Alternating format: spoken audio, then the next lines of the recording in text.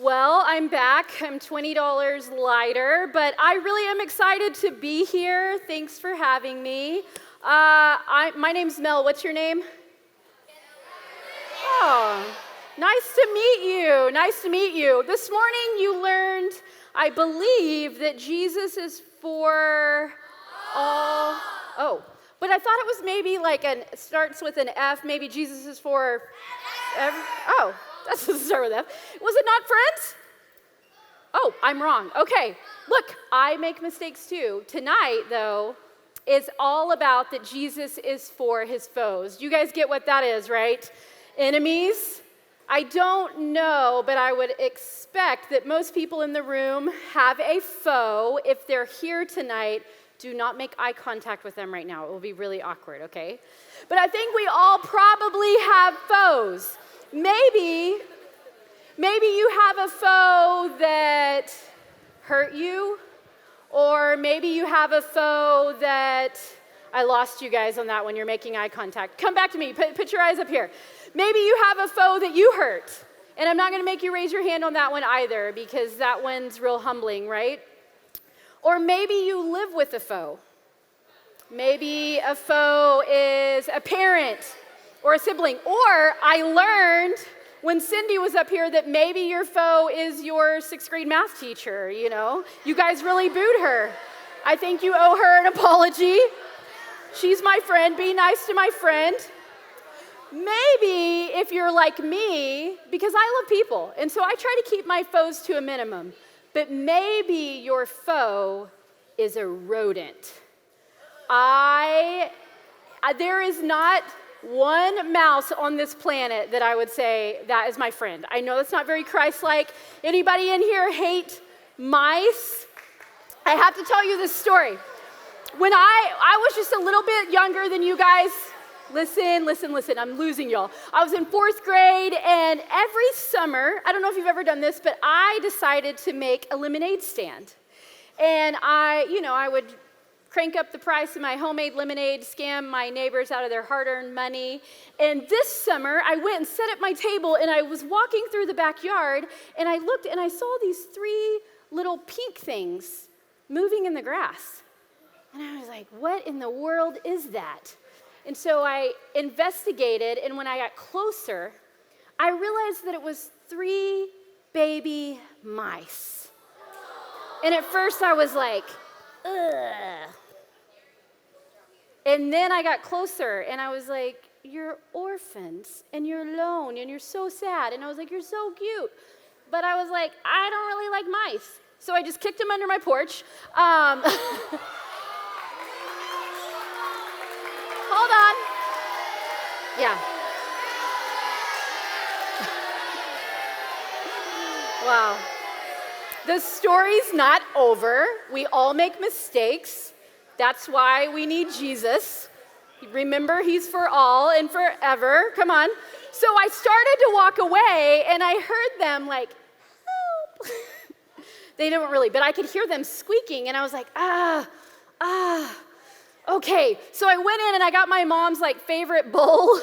So this it just happened to be the first one I saw, and I got some of those big cleaning gloves, and I got this spoon, and I went out, and I was like, hey, little orphans, I'm going to save your lives today. And I put them in the bowl, and then I was like, oh my gosh, they probably are cold. So I got some grass, and I put it in the bowl, and then I was like, I bet you're hungry, right? You've had a hard day, you've been abandoned, I kicked you. I'm really sorry about that.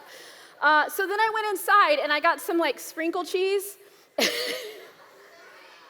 is true. And I sprinkled it on them, and I was like, wait, they're babies. They're probably not eating food yet. I should give them some milk. So I got the milk.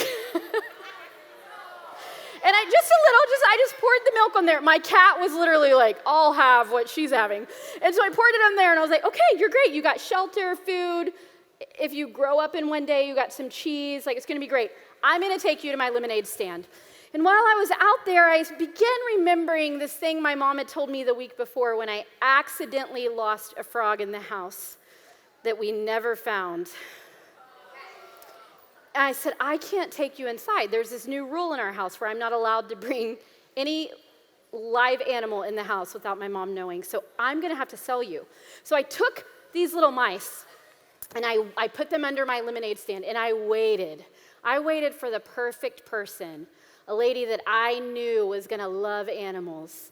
And this sweet old lady with a giraffe t-shirt came walking up and I was like, she's the one. And I was like, can I help you? And she's like, I would love some lemonade. I'm like, yes.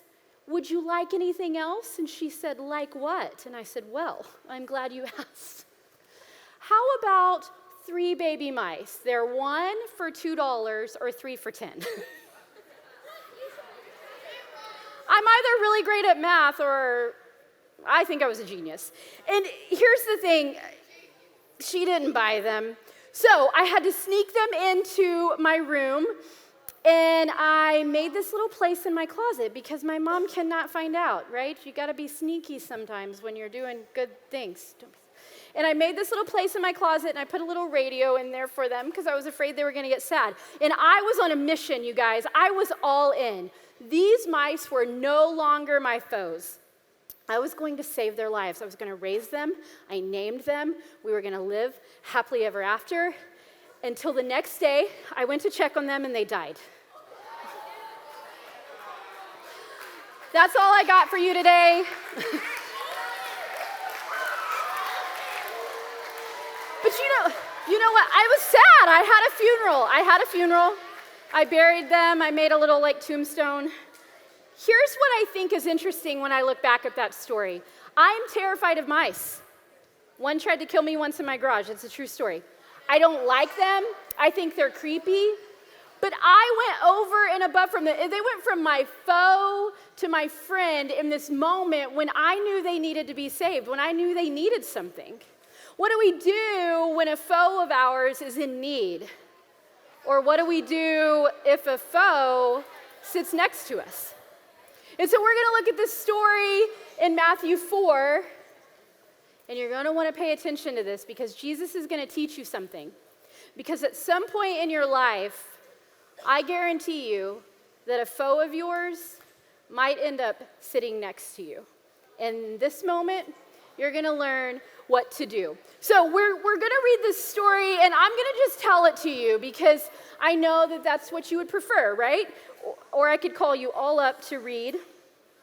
We are finding Jesus at this moment, and he is really tired. And I'm sure at some point in camp you have been tired. And he's also hungry. And he sits down, and he has this moment at the well, which you heard about on the awesome video that you guys acted out. You did such a great job. And he's sitting down next to the well or the vending machine. Thank you. My brain just shut off there. Or the vending machine, whatever you want to imagine. And this woman comes and sits next to him. And by all accounts, she should have been his enemy.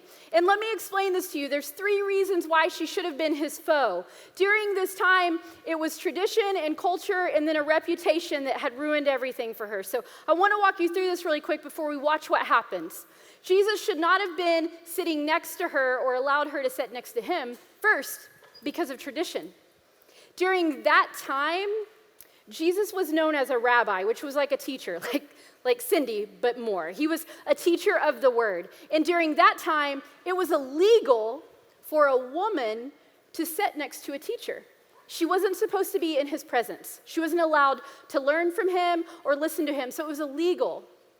So this is interesting, that Jesus was being rebellious and allowing her to be in his presence. What she should have felt while she approached the well was she should have felt judged by Jesus. And you don't have to say this out loud, I just want you to say this maybe with your eyes by blinking. Have you ever felt judged before? I would imagine that yes, you have.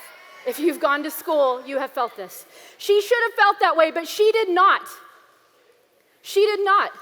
Jesus broke tradition in this moment. And the second reason why she should have been his foe was that she was a Samaritan and he was a Jew. And during this time, they were enemies. I don't know if you can imagine teams that you maybe go for and they have a rivalry. That's where we're at. Jesus should have acted like she did not even exist. He should have looked through her. If she spoke, he should have acted like he didn't even hear anything. Have you ever felt like that you were not good enough, that's the way she should have felt this day. Like she wasn't good enough to come to that well in that moment and sit. But Jesus didn't do that. And the third thing we gather from a clue, we can gather that she had a really bad reputation. Because John starts this story out by telling us that Jesus is at the well at noon.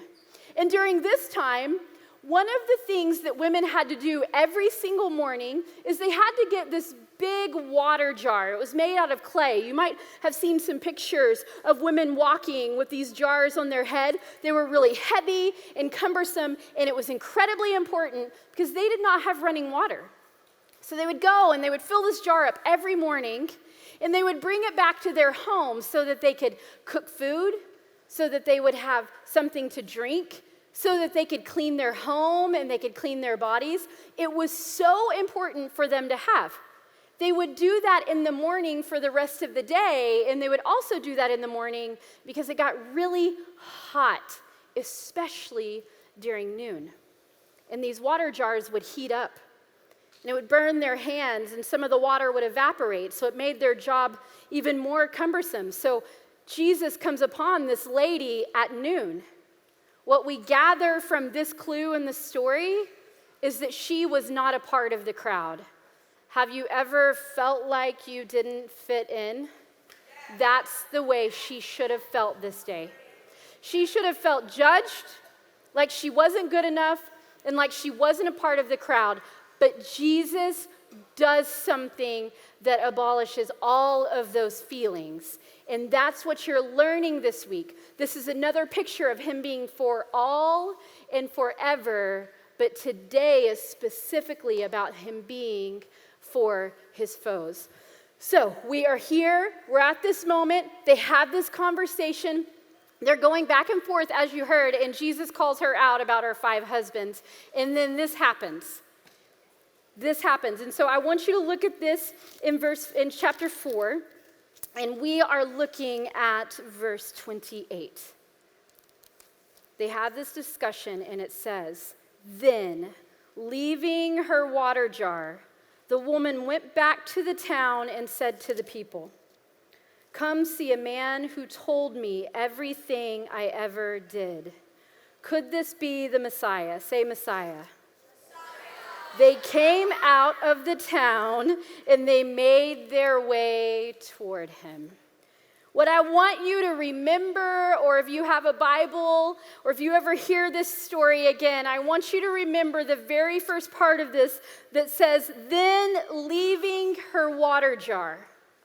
Do you see what happened in this moment? This item that was incredibly important to her, this item that kept her alive and allowed her to cook and drink and clean. This thing was it was probably one of the only things that she really owned that was significant of anything, and she left it behind when Jesus told her to go back to the town of all of the people who have shunned you so much that you have to be here at noon.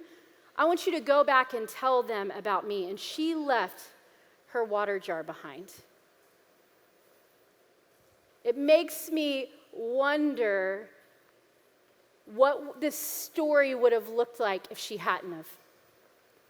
And every time I read this, I have to ask myself the question, is there something that I need to leave behind so that I can go do what Jesus told me to do? And I ask myself, Mel, what are you holding on to? What are you holding on to that's getting in the way? Because the reality is, that water jar that she had was heavy and full, and it slowed her down, and it would have wore her out, and she might not have made it back to town in time. And so she had to leave something very valuable behind to go do what Jesus asked her to do. And watch what happens as we keep reading. In verse 39, it says, many, say many. Many of the Samaritans from that town believed in him because of the woman's testimony. He told me everything I ever did, is what she said to them.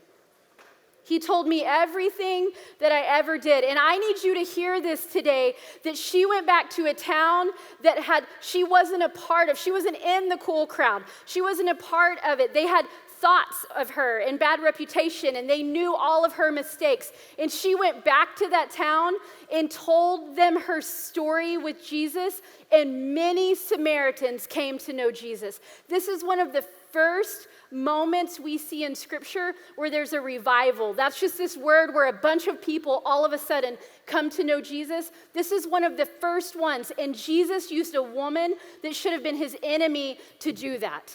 And if he can sit next to her, he can sit next to you. And if he can use her story, he will use your story.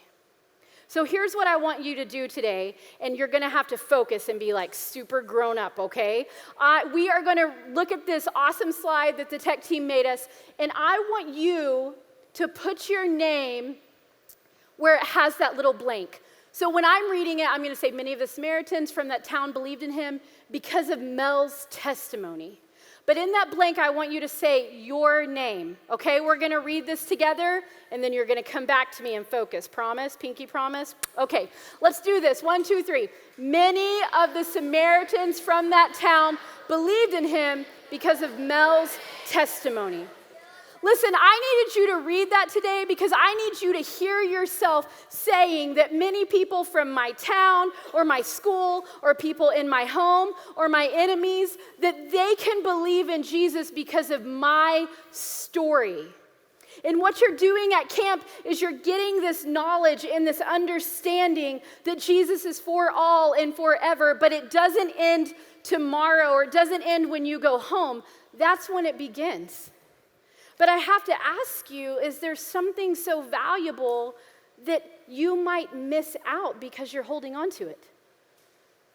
The same year when I was in 4th grade, my mom took me to this really awesome establishment for my birthday. I don't know if you guys have it. It's really fancy, named after its owner. It's called Chuck E. Cheese. Do you guys have those? Okay. So if you don't, it's just like this really grungy arcade with terrible pizza and these creepy mice. Again, and I went, and I wasn't very smart, you guys. I know you're shocked, but I didn't use all of my money in the games that gave me tickets until I get up to pay, and I see something. You guys, I still remember this like it was yesterday. I look up on that shelf. You might not believe this. I saw a giant Sour Patch Kid. He was green. I was like, we're going to be best friends. I'm going to name you Brian. You're coming home with me.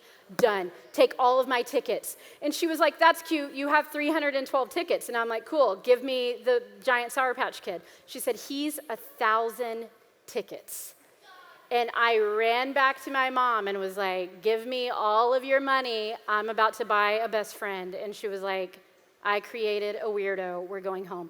And I had this huge meltdown, and I was like, I have to have him. I want him so bad. She was like, then you need to save your money and your tickets until next year, and I'll bring you back. And she tells me now that she thought I would never do that. For a whole year, I saved my little tickets, and I saved my money. And she kept saying, when we get back, he's probably not going to be there. And she played along. She was like, Brian, which is so weird. What a weirdo. Brian is not going to be there. And I was like, yes, he is. We promised. And I was like, I'll be back for you. And he was like, okay.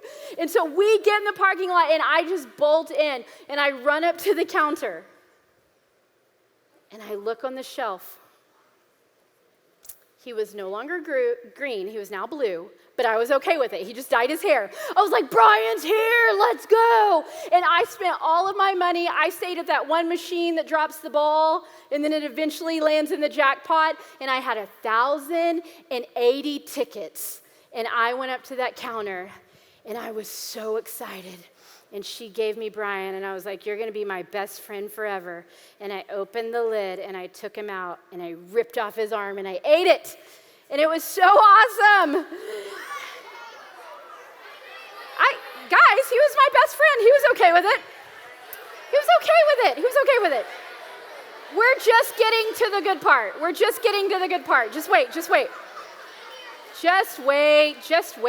You guys are so judgy. You're supposed to love people and be for all. So we drive home, and it's late, And it's time for me to get ready for bed. And I get ready for bed, and I go grab Brian, and I'm like, just going to bed with my best friend. And my mom's like, definitely not. That's disgusting. My mom's a real clean freak. And she was like, no. And I was like, well, what if I put him in the box and sleep, and then he can sleep in the bed? And she was like, no. And I'm like, he's kind of like a stuffed animal. And she's like, he's definitely not like a stuffed animal. So she took him, put him back in the box, and put it on top of the fridge. And she looked at me, and she said, if you touch him, then you're grounded. This is over, and I'm going to throw him away. And I was like, I'm not going to touch him, chill. And I went and crawled in bed, and I waited, just like a good child, just patiently waiting until I couldn't hear anything. And then I just creeped. This is the way you have to walk when you're being quiet at night. And I reached up on top of the refrigerator, and I was like, Brian, I'm here for you. And I took him out of his box, and I put the box back in case she woke up in the middle of the night. This is smart. I was so smart. And we go, and I'm just like, you're my best friend, and I worked so hard. And he was like, thank you. And I just kind of took little bites out of his hair throughout the night. And I went to sleep, and I woke up as my mom walked into the bedroom. That was so weird. I'm only telling you guys this because I'll never see you again, because this is really weird. And I wake up, and I'm like, Brian was stuck to my face. I was like, and my mom is like, that's the way we communicate in our family. We're like, and she just walks over and just rips him off my face. My hair was all stuck in him, and I was like, and she stomps to the kitchen, and I'm like, Brian, and he's with his one arm and his one eye, because at that point I had eaten half of his face, and she gets to, and my mom was such a savage, I will never forget this. She gets to the trash can, she puts her foot on the little pedal, and she looks at me, and she just drops Brian into the trash can, and I'm like, and then she's like, you're in so much trouble. Now I have to clean your sheets. And she storms off to my bedroom, and I walk over to the trash can. You don't know, just wait. And I push the little pedal, and I look inside, and Brian's just looking up at me. Help me. No, he was like, you're my best friend. And I looked down the hall, and I was like, and I just picked him up and took one big bite off, and I slammed him back in the trash can. Yes. And I went into the room, and I was like, I'm sorry. And my mom was like, you know what, you're grounded. I told you would be grounded. And this was a really big deal. I had forgot that I had a birthday party that night. And my mom was one of those moms that when she grounded you, she meant it. She didn't forget about it by Tuesday. She was all in on this grounding. And I was like, well, I'll be grounded after the birthday party. And she's like, no, you're not going. You're not going to the party. And I missed one of my best friend's birthday parties because of Brian. But you know what happened? You're right. It was because of me. Whoa. I keep trying not to step on that. You know what? It was my fault. See, the problem is that I wanted to hold on to Brian so bad that caused me to miss the party.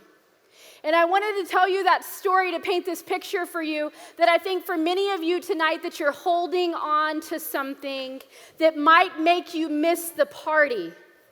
And that's what this is. This is this moment where we get to enter into this kingdom. We talk about kingdom work, and it's God's kingdom, and then we go and tell other people about it. But for many of you, you're holding on to something. And maybe it's a fear. Maybe it's a fear that you'll be alone, or that no one will like you, or that you're not going to fit in. Or maybe it's this insecurity, or maybe you're afraid that your parents aren't going to make it, or that they're going to keep hurting you the way they've been hurting you. Or maybe it's something good. Maybe it's that sport that you're really good at, or that game that you really like to play, or maybe it's Chick-fil-A. But whatever it is, whatever you're holding on to, unfortunately, I have to tell you today that it's going to fail you. If it's not Jesus, at some point it's going to fail you, and it's going to end when you end. But Jesus is eternal. And so I want to make sure tonight that you understand that he's for all and forever, but he's also for you. So much that he wants you to go do kingdom work. And you can't do kingdom work when your hands are full. And so we've created this space for you where you can come to camp not just to get things, but to leave things. So whatever it is that you're holding on to that you have felt like was better than Jesus, or that's getting in the way of you doing kingdom work, tonight's the night that you let go of it. Whether it's a giant Sour Patch Kid or a fear or an insecurity, you have kingdom work to do, and there are foes out there. You live in a world full of people that are asking, who is for me? And the world will respond to them, nobody. But you get to live a life that says, I know somebody that's for you. He's for all and forever. So Reed is going to come back up here, and he's going to unpack this with you. And as he's coming, I just want you to ask yourself, what am I holding on to? What am I holding on to that's getting in the way of me going and doing what Jesus has told me to do? Because Jesus is for all and forever.